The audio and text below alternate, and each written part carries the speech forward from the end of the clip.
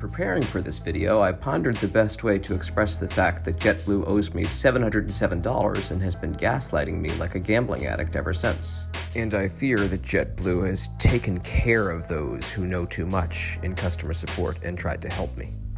Here's my story. My partner and I were flying home from Salt Lake City a month ago on JetBlue. A 10:05 p.m. red-eye to Orlando should have gotten us there with plenty of time for our 2+ hour layover to fly back to Boston. 138 minutes is plenty of time for a layover, unless your departing flight is 5 hours delayed and doesn't take off until 3:15 a.m.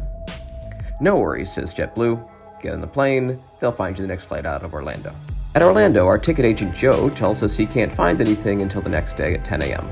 But if we find something else in any airline, save our receipts and email them to hello.jetblue@jetblue.com, and we'll be reimbursed our expenses. I find a flight on United, book it, and hold on to my Gmail receipt. As we board our last flight in, I send the email as instructed with a request for $1,614.40 for the both of us, forwarding receipts, and figure it's all done. That's when things started getting weird. The email bounced back because apparently I, quote, didn't have permission to send to it. The next day, I used their text-based support, who told me they would only refund for $900 of that, the cost of their flight that I couldn't make. I called them up, was told I was entered in their system as a no-show. Well, yes, it's hard to show up to a flight that you failed to get me to in time. After an hour of this, I was transferred up to a woman named Denise, who agreed that calling me no-show was ridiculous and would have the proper form sent to me, which I completed. Oh well, so it cost me 2 hours on the phone. At least it's done now.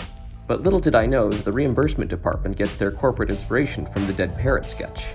You know, the Monty Python bit where a pet store refuses to acknowledge that a parrot they sold was dead. Alright then, if it's resting, I'll wake it up. Hello, Polly! Wakey, wakey! 1 week passes. Now that's what I call a dead parrot. Now stand! Ajinkia at customer service asks me to send the receipts that I've already attached in the form, including itemized receipts. I sent it, but now Ajinkia knows too much. March 6th was the last he was ever heard from. 1 week passes. March 13th. Swati is now emailing me from JetBlue, telling me they do not accept Gmail receipt as proof of payment. Okay, Grandpa. I reply and ask what else would they take, given that the Gmail receipt is what I have and nothing else will contain the travel dates. There is no reply. Text-based support tells me it's not the Gmail receipt that's the problem now. They can't open PDFs. Yeah, they can't open PDFs. Try sending it as screenshots. The email I sent containing screenshots is sucked into a black hole, for on March 19th, Swati is now asking for itemized receipts for each purchase. I reply in exquisite, rabid detail with screenshots of the fact that I've already done this twice, and do it again. But Swati now knows too much. She was never heard from again. I spent another hour on the phone, eventually with a woman named Yara, who tells me she's done all she can at her end and they don't have access to that department's files. Really, Yara? The customer service department doesn't have access to the files of the customer service department? Oh no, she says, we're customer service. They're reimbursements. Can I talk to reimbursements?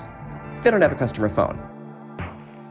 With Swati now removed for knowing too much, 5 days later comes an email from Vikas, who tells me they do not accept Gmail receipt as proof of payment.